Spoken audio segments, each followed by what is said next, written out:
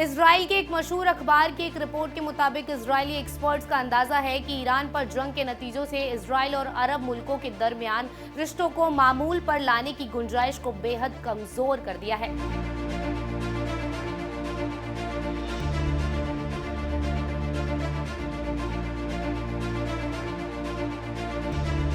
Senior Israeli अफसरान का मानना है कि जंग की मौजूदा सिमत कम से कम करीबी मुस्तकबिल में इन समझौतों की तौसी की किसी भी उम्मीद को खत्म करती नजर आ रही है। रिपोर्ट के मुताबिक इजरायली अनुमान बताते हैं कि खाड़ी मुल्क अब ईरान और तुर्की के साथ नजदीकी राब्तों की तरफ झुक सकते हैं।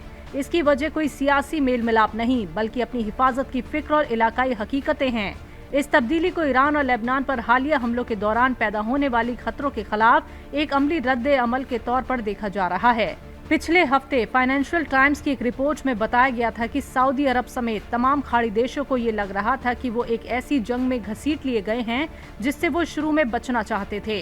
अब उन्हें ईरान के जवाबी हमलों से सीधे अपनी सलामती के लिए खतरा महसूस हो रहा है। रिपोर्ट के मुताबिक हालांकि मुल्क ईरान को एक स्ट्रेटेजिक थ्रेट मानते हैं और उसकी मिसाइल व ड्रोन सलाहियत पर लगाम लगाने की हिमायत करते हैं, फिर भी उन्होंने ऐसी किसी भी कार्रवाई की मुखालफत की है जिससे सूरत हाल बेकाबू हो जाए, जैसे एनर्जी इंफ्रास्ट्रक्चर पर हमले या ईरान में निजाम की तब्दीली की कोशिश। रिपोर्ट में यूएई को एक अलग मामले के तौर पर पेश किया गया है। बताया गया है कि जंग के दौरान अबू धाबी और इजराइल के दरमियान सिक्योरिटी तालमेल और भी ज्यादा मजबूत हुआ है।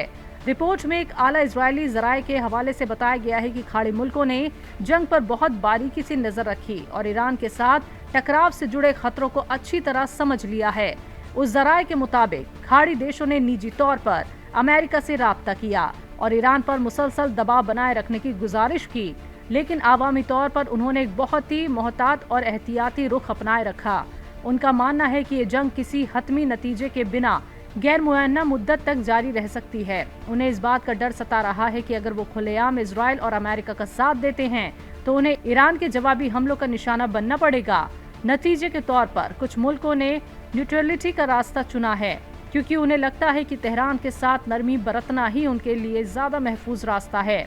ये रिपोर्ट इजराइल की बढ़ती हुई तशवीश को जाहिर करती है कि जंग का इलाकाई असर खाड़ी मुल्कों की हिकमत ए अमली को पूरी तरह बदल सकता है।